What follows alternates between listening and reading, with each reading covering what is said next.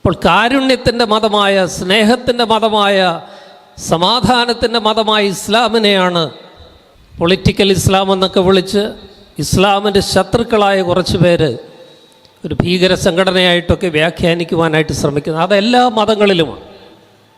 ക്രിസ്തു മതത്തിലും ഭീകരവാദം ഉണ്ടായിട്ടുണ്ട്. ഹിന്ദു മതത്തിലും നമുക്കറിയാം ഫാഷിസ്റ്റ് ശക്തികൾ ശക്തി പ്രാപിക്കുകയാണ്.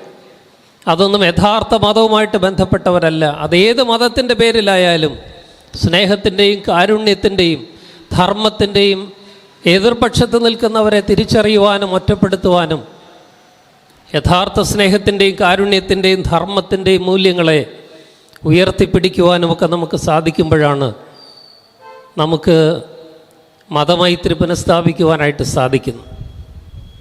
അൽ അമീൻ പ്രവാചകന് കൊടുത്തിരിക്കുന്ന മറ്റൊരു പേരാണ് വിശ്വസ്തൻ. നമുക്കറിയാം, വിശ്വസ്തത നഷ്ടപ്പെടുന്ന ഒരു കാലത്ത് വിശ്വസ്തതയുടെ പര്യായമായ ആൾ രൂപമായ പ്രവാചകൻ്റെ ആ മൂല്യങ്ങളെ, ശത്രുക്കളെ സ്നേഹിക്കണമെന്ന് പഠിപ്പിച്ച പ്രവാചകൻ, പരിഹസിക്കുന്നവരെയും നിന്ദിക്കുന്നവരെയും സ്നേഹിക്കണമെന്ന് പഠിപ്പിച്ച പ്രവാചകൻ, അതുതന്നെയാണ് ക്രിസ്തുദേവനും പഠിപ്പിച്ചത്. അതുതന്നെയാണ് എല്ലാ മതങ്ങളും പഠിപ്പിക്കുന്നത്. അതുകൊണ്ട് പ്രതികാരത്തിൻ്റെ ഭാഷയല്ല യഥാർത്ഥ മതത്തിൻ്റേത്. ശത്രുക്കളെ പോലും സ്നേഹത്തിൽ കൂടി വീണ്ടെടുക്കുവാൻ കഴിയുന്ന കാരുണ്യത്തിൻ്റെയും സ്നേഹത്തിൻ്റെയും ധർമ്മത്തിൻ്റെയും മതങ്ങൾക്ക് ഈ കാലത്ത് വിദ്വേഷത്തിൻ്റെയും പകയുടെയും പേടിയുടെയും ഭയത്തിൻ്റെയും സംസ്കാരത്തെ അതിജീവിക്കുവാൻ തക്കവണ്ണം ഒരുമിച്ച് നിൽക്കുവാനായിട്ട് സാധിക്കണമെന്നാണ് എനിക്ക് ഓർപ്പിക്കുവാനുള്ളത്.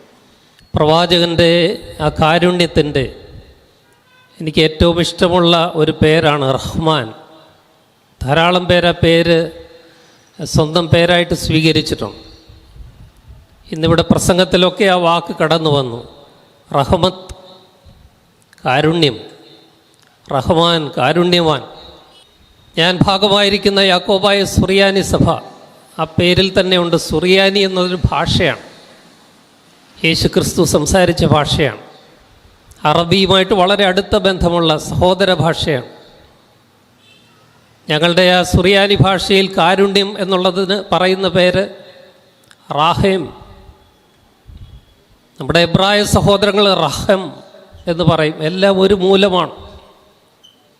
എൻ്റെ അറിവ് ശരിയാണെങ്കിൽ, പരിമിതമായ അറിവിൽ ഞാൻ മനസ്സിലാക്കുന്നത്, ഈ റഹേം അല്ലെങ്കിൽ റാഹേം, റഹ്മാൻ, റഹ്മത്ത് എന്നൊക്കെയുള്ള പദം വരുന്നതിൻ്റെ മൂല വാക്കെന്ന് പറയുന്നതിൻ്റെ അർത്ഥം അമ്മയുടെ ഗർഭപാത്രമെന്നാണ്. ഒരമ്മയുടെ ഗർഭപാത്രമാണ് കാരുണ്യത്തിൻ്റെ ഉറവിടം. ഒരു കുഞ്ഞിന് ലഭിക്കുന്ന ഏറ്റവും വലിയ കാരുണ്യം ഒരമ്മയുടെ ഗർഭപാത്രത്തിൽ ലഭിക്കുന്നതിനേക്കാൾ സുരക്ഷിതത്വവും കാരുണ്യവും ദയയും സ്നേഹവും സ്നേഹവായ്പും അമ്മയുടെ ആ ഗർഭപാത്രത്തിൽ നിന്ന് ലഭിക്കുന്നതിനേക്കാൾ അധികമായി ലോകത്തൊരിടത്ത് ലഭിക്കുകയില്ല. അതാണ് ഇസ്ലാം മുന്നോട്ട് വയ്ക്കുന്ന കാരുണ്യത്തിൻ്റെ ആധിക്യം എന്ന് പറയുന്നത്. ഞാൻ കഴിഞ്ഞ കുറേ ദിവസങ്ങൾക്ക് മുമ്പ് പത്രത്തിൽ വായിച്ച ഒരു അനുഭവ കഥ എന്നെ വല്ലാതെ സ്പർശിച്ചു. അത് മുഹമ്മദ് നബിയുമായിട്ട് ബന്ധപ്പെട്ട ഒരു കഥയാണ്. ഒരു ജില്ലയിലെ ജില്ലാ കളക്ടർ അദ്ദേഹത്തിൻ്റെ ഭാര്യയും 2 മക്കളുമായിട്ട് താമസിക്കുന്ന സ്ഥലത്തിനടുത്തുള്ള ഒരു ബീച്ചിൽ അല്പസമയം ചിലവഴിക്കുവാനായിട്ട് വൈകുന്നേരം പോയി. ആ ബീച്ചിൽ അവർ കുറച്ചു നേരം ഇരിക്കുമ്പോൾ നിലക്കടല വിൽക്കുന്ന ഒരാളിനെ കാണുകയും അവരെല്ലാവരും കൂടി ആ കടയുടെ അടുത്തേക്ക് പോയി നിലക്കടല വാങ്ങി. 4 പേർക്കും ഓരോ പൊതി കടലാസിൽ, പത്രക്കടലാസിൽ പൊതിഞ്ഞ് നിലക്കടല വാങ്ങി അവരത് കഴിച്ചു. തൊട്ടടുത്തുള്ള കടയിൽ, ഒരു പലഹാരക്കടയിൽ, ഈ കളക്ടറുടെ മൂത്ത മകൾക്ക് ഏറ്റവും ഇഷ്ടമുള്ള ഒരു പലഹാരക്കടയായിരുന്നു. ആ പലഹാരക്കടയിൽ ഒരു പലഹാരം മാത്രം ബാക്കിയുണ്ടായിരുന്നു. അത് ആ കളക്ടർ വാങ്ങിയിട്ട് മകളോട് പറഞ്ഞു, നീ വീട്ടിൽ ചെല്ലുമ്പോൾ ഇത് എല്ലാവർക്കും പങ്കിട്ട് കൊടുക്കുക. ഇപ്പോൾ എല്ലാവർക്കും ഓരോന്ന് വാങ്ങുവാനായിട്ട് കടയിൽ ആ പലഹാരം ബാക്കിയില്ല, ഒരെണ്ണം മാത്രമേ ഉള്ളൂ. അതുകൊണ്ട് അത് നിന്നെ ഏൽപ്പിക്കുകയാണ്, നീ വീട്ടിൽ ചെല്ലുമ്പോൾ അതെല്ലാവർക്കും വിഭാഗിച്ചു കൊടുക്കണമെന്ന്. അങ്ങനെ അവർ വീട്ടിലേക്ക് പോയി. അപ്പോൾ കളക്ടറുടെ മനസ്സിലൊരാശങ്കയുണ്ടായിരുന്നു. നിലക്കടല വാങ്ങിച്ചപ്പോൾ എല്ലാവർക്കും തുല്യമായിട്ട് ഓരോ പൊതി കൊടുക്കാൻ പറ്റി. പക്ഷേ ഈ പലഹാരം ഒരെണ്ണം മാത്രമേ ഉള്ളതുകൊണ്ട് അത് മകളെയാണ് ഏൽപ്പിച്ചത്. വീട്ടിൽ ചെല്ലുമ്പോൾ അതിൻ്റെ പേരിലൊരു യുദ്ധമുണ്ടാകുമോ എന്നൊരാശങ്ക ഈ കളക്ടറുടെ മനസ്സിലുണ്ടായിരുന്നു. എന്നാൽ അദ്ദേഹത്തിൻ്റെ ആശങ്കകൾക്കൊന്നും അടിസ്ഥാനമുണ്ടായില്ല. വീട്ടിൽ ചെന്ന് മൂത്ത മകൾ അത് വേണ്ട വിധം കൈകാര്യം ചെയ്തു. എല്ലാവർക്കും സന്തോഷമായി. അവൾക്ക് ഏറ്റവും ഇഷ്ടമുള്ള പലഹാരമാണ്. അപ്പോൾ അത് മുഴുവൻ അവൾ ഒറ്റയ്ക്ക് കഴിക്കുമെന്നാണ് പിതാവ് വിചാരിച്ചു. അതിൻ്റെ പേരിൽ മകൻ കലഹിക്കുമെന്നും മറ്റുള്ളവർക്ക് നീരസം തോന്നുമെന്നും ഒക്കെ വിചാരിച്ചു. പക്ഷേ മകൾ അതെല്ലാവർക്കും പങ്കുവെച്ചു എന്ന് മാത്രമല്ല, അവളാണ് ഏറ്റവും ചെറിയ കഷണം എടുത്തത്. അപ്പനും അമ്മയ്ക്കും സഹോദരനും അതിൻ്റെ ഏറ്റവും വലിയ ഭാഗം കൊടുത്തിട്ട് ഏറ്റവും ചെറിയ ഭാഗം അവൾ എടുക്കുകയാണ് ചെയ്തത്. അതിൽ അത്ഭുതം തോന്നിയ ആ പിതാവ് മകളോട് എന്തുകൊണ്ടാണ് അങ്ങനെ ചെയ്തത് എന്ന് ചോദിച്ചപ്പോൾ അവൾ പറഞ്ഞ മറുപടി എന്നെ വല്ലാതെ സ്പർശിച്ചു. ഞാനൊരു മാസികയിൽ വായിച്ചതാണ്. ആ മകൾ അപ്പനോട് പറയുകയാണ്, അപ്പോൾ നമ്മൾ കഴിച്ച കടലാസ് പൊതിയിലെ കടല കഴിച്ചപ്പോൾ എൻ്റെ കയ്യിൽ കിട്ടിയ കടലാസ് പൊതി കടല തീർന്നു കഴിഞ്ഞപ്പോൾ ബാക്കി കയ്യിലുണ്ടായിരുന്ന ആ പത്രക്കടലാസിൽ ഒരു വാർത്തയുണ്ടായിരുന്നു. അതൊരു നബിദിന സന്ദേശമായിരുന്നു. ആ പത്രത്തിൽ ഞാൻ വായിച്ച നബിദിന സന്ദേശത്തിലെ ഒരു കാര്യം ഈ പലഹാരം പങ്കുവെച്ചപ്പോൾ എൻ്റെ മനസ്സിലേക്ക് വന്നു. പ്രവാചകനായ മുഹമ്മദ് നബി പഠിപ്പിച്ച ഒരു വലിയ തത്വം ആ പത്രക്കടലാസിലുണ്ടായിരുന്നു. നീ മറ്റുള്ളവർക്ക് എന്തെങ്കിലും പങ്കുവയ്ക്കുമ്പോൾ ഏറ്റവും നല്ല അംശം, ഏറ്റവും വലിയ അംശം അപരന് നൽകണം. നീ എടുക്കുന്നതിനേക്കാൾ വലുതും നല്ലതുമായ അംശം അപരന് പങ്കുവയ്ക്കണമെന്നുള്ള പ്രവാചകൻ്റെ മുഹമ്മദ് നബിയുടെ ആ സന്ദേശം ഞാൻ കഴിച്ച ആ പൊതിഞ്ഞ കടലാസിലെ നബിദിന സന്ദേശത്തിലുണ്ടായിരുന്നു. അതുകൊണ്ട് ഞാൻ വീട്ടിൽ മടങ്ങി വന്നപ്പോൾ എനിക്ക് ഏറ്റവും ഇഷ്ടമുള്ള പലഹാരം പങ്കുവച്ചപ്പോൾ ഏറ്റവും ചെറിയ കഷണം ഞാനെടുത്ത് വലുതും നല്ലതുമായ അംശങ്ങൾ നിങ്ങൾക്കെല്ലാവർക്കും നൽകുകയായിരുന്നു എന്ന് പറഞ്ഞു. അതാണ് സ്വാഗത പ്രസംഗകനുൾപ്പെടെ എനിക്ക് മുമ്പ് പ്രസംഗിച്ച എല്ലാവരും നമുക്ക് നൽകിയ നബിയുടെ സന്ദേശം. മറ്റുള്ളവരെ, അയൽക്കാരെ, അപരനെ എന്നേക്കാൾ കൂടുതലായി സ്നേഹിക്കണമെന്നുള്ളത്. ബൈബിളും ഗീതയും ഒക്കെ പഠിപ്പിക്കുന്നത് മറ്റൊന്നല്ല. അതുകൊണ്ടാണ് ഞാൻ പറഞ്ഞത്, സ്നേഹവും കാരുണ്യവും ധർമ്മവും ഒന്നിച്ചു നിൽക്കുമ്പോഴുണ്ടാകുന്ന ആ വലിയ വിപ്ലവം, ആത്മീയ വിപ്ലവം, അത് കെടുത്തുവാൻ, ആ വെളിച്ചം കെടുത്തുവാനായിട്ട് ശ്രമിക്കുന്ന ധാരാളം പേരുള്ള വിദ്വേഷത്തിൻ്റെയും പകയുടെയും സംസ്കാരം വഹിക്കുന്നവർ ഇന്ന് ശക്തി പ്രാപിച്ചുകൊണ്ടിരിക്കുന്ന, ഫാഷിസം ശക്തി പ്രാപിച്ചുകൊണ്ടിരിക്കുന്ന ഒരു കാലത്ത് പ്രവാചകൻ്റെ ആ കാരുണ്യത്തിൻ്റെ, അപ്പോൾ കാരുണ്യത്തിൻ്റെ മതമായ, സ്നേഹത്തിൻ്റെ മതമായ, സമാധാനത്തിൻ്റെ മതമായ ഇസ്ലാമിനെയാണ് പൊളിറ്റിക്കൽ ഇസ്ലാം എന്നൊക്കെ വിളിച്ച് ഇസ്ലാമിൻ്റെ ശത്രുക്കളായ കുറച്ച് പേര് ഒരു ഭീകര സംഘടനയായിട്ടൊക്കെ വ്യാഖ്യാനിക്കുവാനായിട്ട് ശ്രമിക്കുന്നത്. അതെല്ലാ മതങ്ങളിലുമാണ്. ക്രിസ്തു മതത്തിലും ഭീകരവാദം ഉണ്ടായിട്ടുണ്ട്. ഹിന്ദു മതത്തിലും നമുക്കറിയാം ഫാഷിസ്റ്റ് ശക്തികൾ ശക്തി പ്രാപിക്കുകയാണ്. അതൊന്നും യഥാർത്ഥ മതവുമായിട്ട് ബന്ധപ്പെട്ടവരല്ല. അതേത് മതത്തിൻ്റെ പേരിലായാലും സ്നേഹത്തിൻ്റെയും കാരുണ്യത്തിൻ്റെയും ധർമ്മത്തിൻ്റെയും എതിർപക്ഷത്ത് നിൽക്കുന്നവരെ തിരിച്ചറിയുവാനും ഒറ്റപ്പെടുത്തുവാനും യഥാർത്ഥ സ്നേഹത്തിൻ്റെയും കാരുണ്യത്തിൻ്റെയും ധർമ്മത്തിൻ്റെയും മൂല്യങ്ങളെ ഉയർത്തിപ്പിടിക്കുവാനുമൊക്കെ നമുക്ക് സാധിക്കുമ്പോഴാണ് നമുക്ക് മതമൈത്രി പുനഃസ്ഥാപിക്കുവാനായിട്ട് സാധിക്കുന്നു. എന്നെ സ്പർശിച്ച മറ്റൊരു കഥ ഞാൻ ഒത്തിരിയിടത്ത് പങ്കുവെച്ചത് വീണ്ടും ഇവിടെ ആവർത്തിച്ചെൻ്റെ വാക്കുകൾ അവസാനിപ്പിക്കുകയാണ്.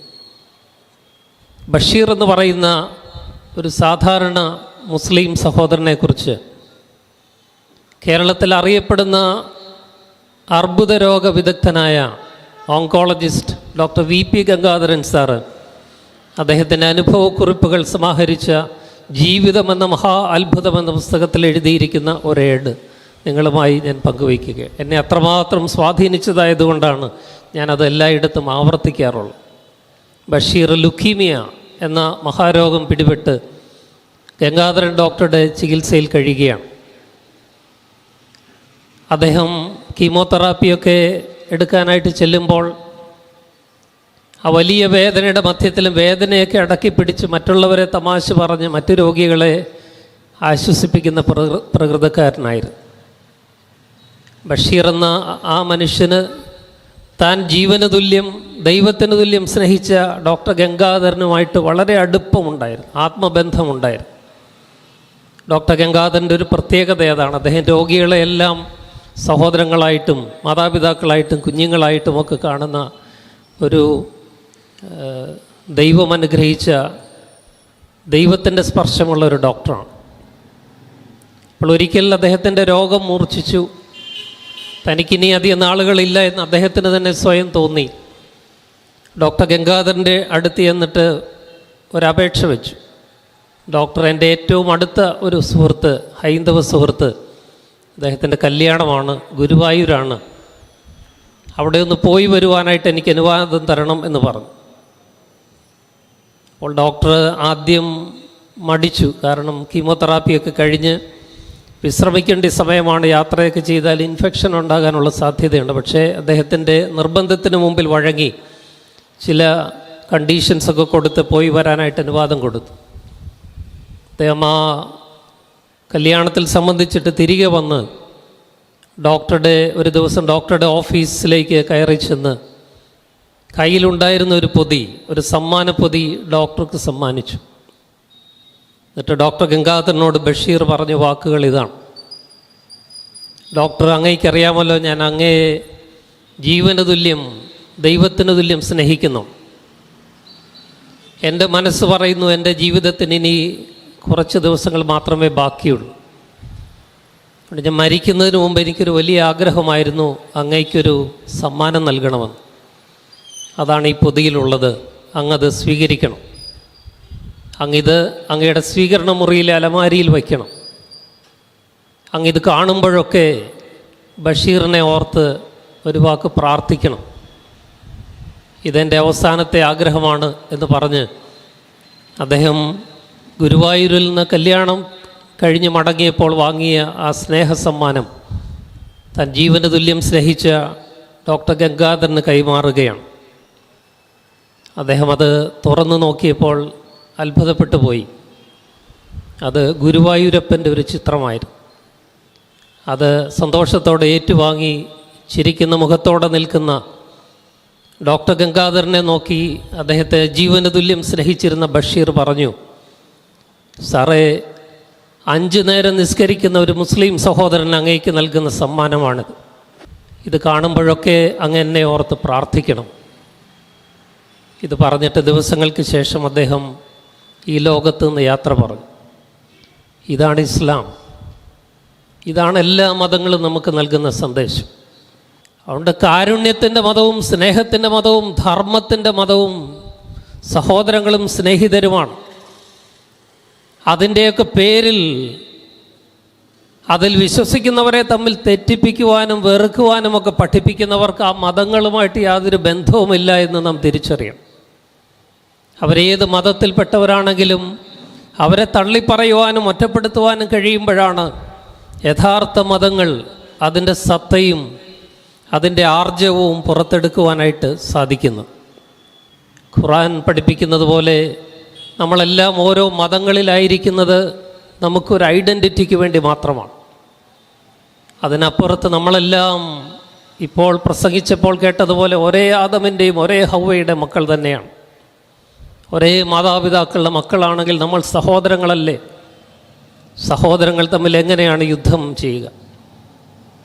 അതുകൊണ്ട് യുദ്ധത്തിൻ്റെ കാഹളം മുഴക്കുന്ന സാമ്രാജ്യത്തെ അനുകൂലിക്കുന്ന ഫാഷിസത്തിൻ്റെ വക്താക്കളെ ഒരുമിച്ച് ചേർന്ന് നിന്ന് എല്ലാ മതങ്ങളുടെയും നല്ല മൂല്യങ്ങളിൽ വിശ്വസിക്കുന്ന കാരുണ്യത്തിൻ്റെയും സ്നേഹത്തിൻ്റെയും ധർമ്മത്തിൻ്റെയും വക്താക്കൾ ഒരുമിച്ച് നിന്ന് ഇത്തരം വിധ്വംസക സാമ്രാജ്യത്വ ഫാഷിസ്റ്റ് ശക്തികളെ നേരിടുവാൻ സ്നേഹത്തിൽ കൂടി കാരുണ്യത്തിൽ കൂടി ധർമ്മത്തിൽ കൂടി നേരിടുവാനും പരാജയപ്പെടുത്തുവാനും പ്രവാചകൻ്റെ സന്ദേശം, ഇസ്ലാമിൻ്റെ സന്ദേശം, എല്ലാ മതങ്ങളുടെയും സന്ദേശം നമ്മളെല്ലാവരെയും ഒരുമിച്ച് നിർത്തട്ടെ.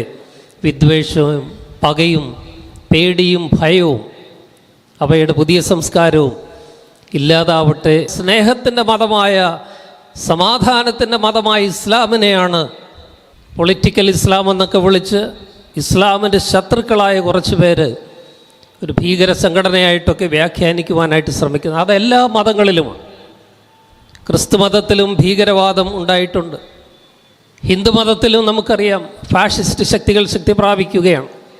അതൊന്നും യഥാർത്ഥ മതവുമായിട്ട് ബന്ധപ്പെട്ടവരല്ല. അതേത് മതത്തിൻ്റെ പേരിലായാലും സ്നേഹത്തിൻ്റെയും കാരുണ്യത്തിൻ്റെയും ധർമ്മത്തിൻ്റെയും എതിർപക്ഷത്ത് നിൽക്കുന്നവരെ തിരിച്ചറിയുവാനും ഒറ്റപ്പെടുത്തുവാനും യഥാർത്ഥ സ്നേഹത്തിൻ്റെയും കാരുണ്യത്തിൻ്റെയും ധർമ്മത്തിൻ്റെയും മൂല്യങ്ങളെ ഉയർത്തിപ്പിടിക്കുവാനുമൊക്കെ നമുക്ക് സാധിക്കുമ്പോഴാണ് നമുക്ക് മതമൈത്രി പുനഃസ്ഥാപിക്കുവാനായിട്ട് സാധിക്കുന്നു.